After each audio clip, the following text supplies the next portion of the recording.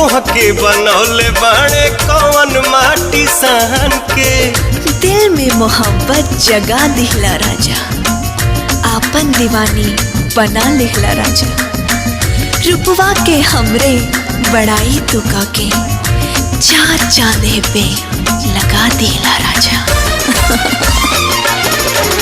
करिले शुक्रिया हम ओह भगवान के, तोहके बनौले बाड़े कौन माटी सान के। हो रूप ऐसन बुझाला देखी सूरज ला जाला, रूप ऐसन बुझाला देखी सूरज ला जाला।